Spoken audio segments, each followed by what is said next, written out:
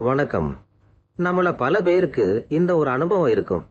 நாம போன்லயோ கணினிலையோ ஒரு ஏஐ புத்திசாலி கிட்ட ஏதோ ஒரு செய்தியை பத்தியோ இல்ல ஒரு புத்தகத்துல உள்ள ஒரு விஷயத்தை பத்தியோ கேள்வி கேட்போம். அதுவும் நமக்கு உடனே ஒரு பதில சொல்லும்.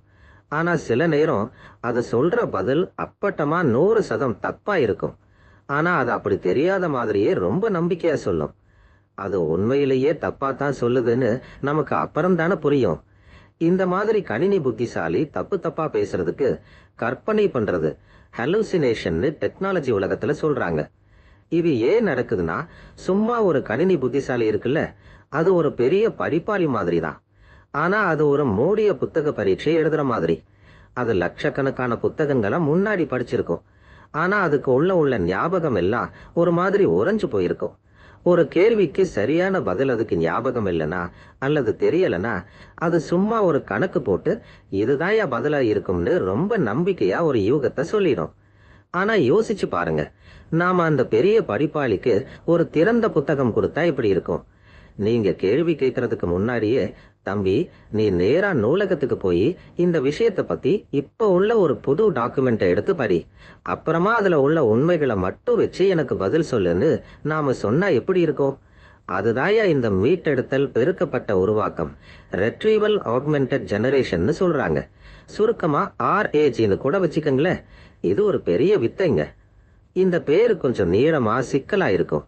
ஆனா இது செய்யற வேலையை புரிஞ்சுக்கிட்டா ரொம்ப சுலபம். இந்த RAG கணினி புத்திசாலி 2 வேலையை செய்யுது. முதல்ல அதுக்கு மீட்டெடுத்தல்னு ஒரு வேலை. அப்படின்னா, நீங்க கேட்ட கேள்விக்கு சரியான தகவலை நம்பகமான ஒரு இடத்துல இருந்து போய் எடுத்துக்கிட்டு வரும். அப்புறம் 2வது உருவாக்கல்னு ஒரு வேலை. அப்படின்னா, அது எடுத்துக்கிட்டு வந்த தகவலை மட்டும் வச்சு உங்களுக்கு புரியுற மாதிரி, சும்மா மனுஷங்க பேசுற மாதிரி ஒரு பதிலை உருவாக்கும். இது தன்னோட பழைய உறைஞ்சு போன ஞாபகத்தை மட்டும் நம்பி இருக்காது. முதல்ல உண்மைகளை பார்க்கும், அப்புறமா தான் பதில் சொல்லும்.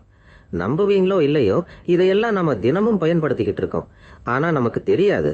இப்ப கூகுள்ல இன்னைக்கு ராத்திரி கிரிக்கெட் மேட்ச்ல யார் ஜெயித்ததுன்னு கேக்குறோம்ல, உடனே அது ஏதோ மனசுல உள்ளதை சொல்லாது. முதல்ல இணையத்துல போய் இன்னைக்கு காலையில வந்த 4-5 செய்திகளை எடுத்து படிக்கும். அப்புறம் அதுல உள்ள உண்மைகளை மட்டும் வச்சு ஒரு சுருக்கமான பதில அந்த செய்திகளுக்கான இணைப்போட நமக்கு தரும். இதுதான் இந்த கணினி புத்திசாலிக்கு நம்ம நிஜ உலகத்துல உள்ள உண்மைகளுக்கும் அது பேசுற மொழிக்கும் நடுவுல உள்ள பாலமா இருக்கு. இந்த RAGயோட பெரிய வித்தை சும்மா இணையத்தை தேடுறது மட்டும் இல்லைங்க. இது நம்மளோட தனிப்பட்ட வாழ்க்கையிலையும் வேலை செய்யற இடத்துலயும் எப்படி உதவுதுன்னு கேட்டா ஆச்சரியமா இருக்கும். இப்ப நீங்க ஒரு புது வேலைக்கு போறீங்கன்னு வச்சுக்கோங்க. அங்கே உள்ள அதிகாரி உங்க கையில ஒரு பெரிய புத்தகம் மாதிரி 300 பக்கத்துக்கு கம்பெனியோட ரூல்ஸ், சட்ட திட்டங்கள் அடங்கிய ஒரு டாக்குமெண்ட்டை கொடுப்பாங்க. உங்களுக்கு எத்தனை நாள் லீவு கிடைக்கும்னு மட்டும் தெரிஞ்சுக்கணும். ஆனா அதை படிக்க 2 மணி நேரம் பிடிக்கும். இந்த கணினி புத்திசாலி கிட்ட, ஐயோ, என் கம்பெனியோட ரூல்ஸ் பத்தி உனக்கு தெரியாதேன்னு நம்ம யோசிப்போம். ஆனா இங்கதான் தனிப்பட்ட RAG சிஸ்டம் வேலைக்கு வருது.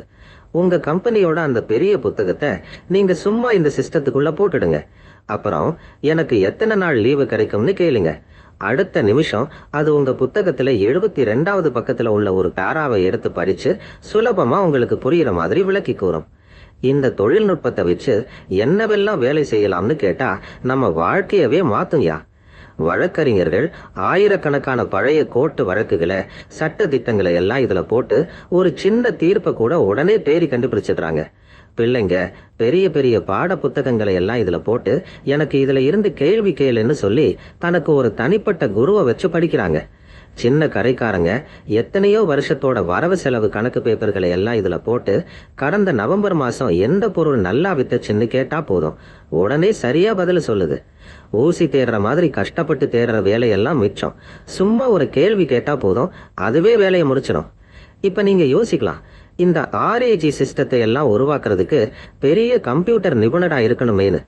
சில வருஷத்துக்கு முன்னானா நீங்க சொல்றது சரிதான். ஆனா இப்ப அப்படி இல்லைங்க. இதையெல்லாம் உருவாக்குறது ரொம்ப சுலபம். ஒரு கம்ப்யூட்டர் கோடிங் கூட நமக்கு தேவை வேண்டாம். பெரிய பெரிய கம்பெனிகள் எல்லாம் இதற்காகவே இலவசமா சுலபமா பயன்படுத்தக்கூடிய கருவிகளை உருவாக்கி வச்சிருக்காங்க.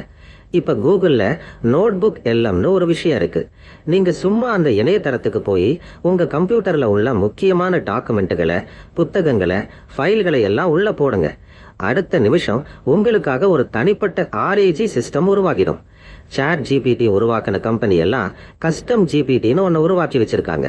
நீங்க உங்க ஃபைல்களை எல்லாம் அந்த கணினிக்குள்ள போட்டு எனக்கு கிடைச்ச இந்த ஃபைல்களை மட்டும் வச்சு பதில் சொல்லுன்னு சொன்னா போதும். ஒரு போட்டோவை மெயில்ல அனுப்புற மாதிரி தான் இதுவும். உங்களோட தகவல்கள் எல்லாம் உங்களுக்கே ரகசியமா இருக்கும். உங்களுக்கு தெரியாத விஷயங்களுக்கெல்லாம் உங்க புத்தகத்தை படிச்சு சரியா பதில் சொல்ல ஒரு புத்திசாலி உதவியாளர் உங்க கையிலேயே கிடைச்சிடுவான். இந்த மீட்டெடுத்தல் பெருக்கப்பட்ட உருவாக்கம்ங்கிறது நம்ம கணினியை நம்புற விதத்தையே மொத்தமா மாத்துது. சும்மா ஒரு வேடிக்கைக்காக தப்பா பேசுற கணினி புத்திசாலியா இல்லாம உண்மைகளை மட்டும் வச்சு பேசுற ஒரு நம்பகமான உதவியாளரா மாத்துது. உண்மையும் சரியும் நமக்கு முக்கியம்னு நாம நினைக்கிறோம்ல, அதை மதிச்சு நமக்கு சுலபமா புரியுற மாதிரி பதில் சொல்லுது. இந்த ஆர்ஏஜி கருவிகளை பயன்படுத்த கத்துக்கிறதுனால நாம வெறும் டெக்னாலஜி கிட்ட கேள்வி மட்டும் கேட்கறது இல்ல, அதுக்கு எந்த புத்தகத்தை படிக்கணும்னு நாம சொல்லி கொடுக்கறோம். இதன் மூலமா நமக்கு எது சரி எது தப்புன்னு ஒரு தெளிவான மனசும் நிம்மதியும் கிடைக்கும். அவ்வளவுதாயா. நன்றி.